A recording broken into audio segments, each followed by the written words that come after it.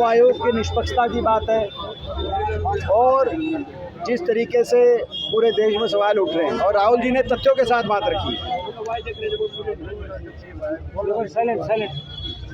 एक एक बात उन्होंने एक एक आदमी का नाम लिया, जिस एक एक आदमी के 10-10 वोट बने थे उसका नाम बताया। ये सारी बातें जो हुई हैं और इलेक्शन कमीशन उसका कोई जवाब नहीं दे रहा है, दुर्भाग्यपूर्ण है। इलेक्शन कमीशन जवाब दे। आज ये प्रश्न चिन्ह केवल चुनाव आयोग पे नहीं, देश के प्रजातंत्र पर और संवैधानिक व्यवस्था पे प्रश्न चिन्ह। अगर चुनाव आयोग अपनी साख नहीं बचा पाएगा तो मैं समझता हूँ कि लोकतंत्र के लिए अच्छे संकेत नहीं है, और इसीलिए हम मांग करते हैं कि राहुल जी के सारे प्रश्नों का जवाब दिया जाए। हरियाणा में भी बहुत बड़े स्तर पे यंत्र मंत्र तंत्र का प्रयोग हुआ है। साम दाम दंड भेद की हर सीमाओं को लांघकर चुनाव आयोग ने भाजपा की मदद करने का कार्य किया हरियाणा के अंदर।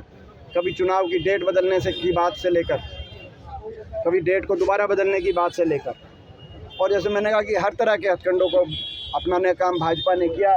कहीं ना कहीं चुनाव आयोग जो निष्पक्ष भूमिका में दिखाई देना चाहिए था, वो उनकी सहायक भूमिका में नजर आया। और हरियाणा का चुनाव जो राहुल जी ने एक बात उस प्रेस वार्ता में करी, मात्र 22,000 वोट से के अंतर से कांग्रेस और भाजपा के बीच में निर्धारित हुआ।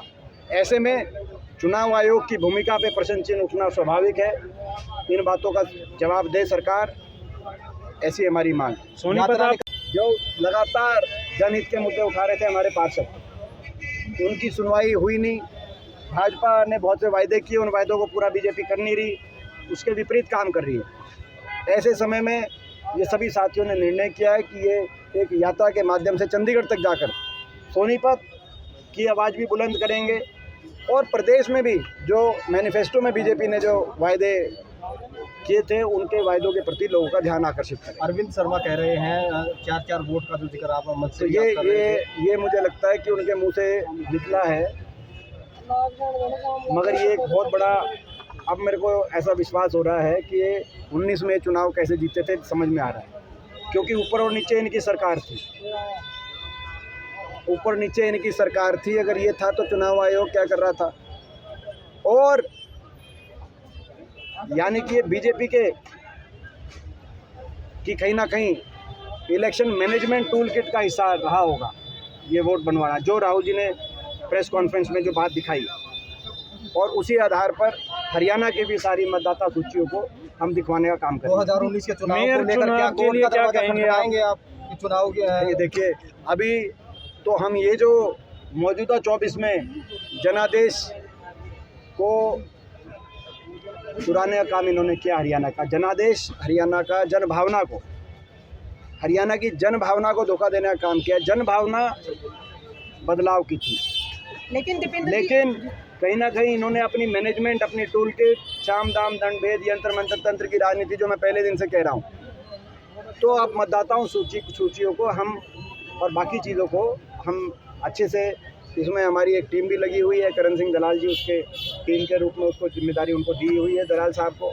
आपने देखा होगा समय समय पे हम बातें लेके आते हैं। हमारे बहुत से कैंडिडेट्स ने इलेक्शन पेटिशंस भी किए हैं, तो हम उस रूप को, उस बात को, प्रक्रिया को आगे बढ़ाएंगे। दीपेंद्र जी, हरियाणा में क्राइम को रोकने के लिए जो पोर्टल होता था जिसके माध्यम से क्राइम पता लगता था, हर आम आदमी को पता लगता था कि उसका क्या है, सरकार के माध्यम से या उसके जो प्रशासनिक लोगों हैं, ताकि अब क्राइम में अखबारों में दिखाई नहीं देता, इसी वजह से क्या? देखिए, जो सरकार ने जो क्राइम का पोर्टल था हरियाणा पे, उस पर अंकुश जो लगाया है सरासर गलत है। अंकुश लगाना है तो क्राइम पे अंकुश लगाए। आज क्राइम आउट ऑफ कंट्रोल हो गया, ये फिरौती प्रदेश बन गया हरियाणा। जेलों से, विदेशों से धड़ाधड़ फिरौती आ रही हैं। यहाँ के जो एक STF बनी थी, स्पेशल टास्क फोर्स, उसके हरियाणा पुलिस के जो उसके इंचार्ज हैं, वो कह रहे हैं कि 80 गैंग हरियाणा में बेकाबू हो गए। तो 80 गैंग, अगर हरियाणा के अंदर 80 गैंग, और कितने गैंगस्टर, और ये संगठित अपराध की बात है। तो इस तरह का संगठित अपराध अगर हरियाणा में इस स्तर पर अगर पहुंचेगा, तो मैं समझता हूं कि आम नागरिकों की सुरक्षा व्यवस्था की क्या स्थिति होगी, आप अंदाज़ा लगा सकते हैं। हमारी मांग है, और इसमें मैंने एक बड़ी बात की कि आज उसमें एक और कारण ये है कि पुलिस प्रशासन और सीनियर अधिकारी मुख्यमंत्री जी को मुख्यमंत्री नहीं मान रहे, क्योंकि उनको पता है डोर किसी और के पास है। एमपी साहब सबको पता है, सारे अधिकारियों को अब पता है। चौटाला को विदेशों से कोई धमकी नहीं दे सकता है ऐसे फोन पर। ये आप हरियाणा के व्यापारियों को बताओ, जिन व्यापारियों को, हरियाणा के प्रबुद्धजनों को कौन सा शहर बताओ जहाँ पे विदेशों से धमकियाँ नहीं आई हुई। सिकंदर जी कौन सा छोटे कस्बा भी बता दो आप। ये स्थिति है। मेयर ऐसा चुनाव के बारे में फायदा। कर पा रही है क्या कारण? हमारा प्रक्रिया काफ़ी एडवांस स्टेज में है, जल्दी आपको इस पे भी पता चलेगा। उम्मीद है कि जल्दी होगा। वोट की लूट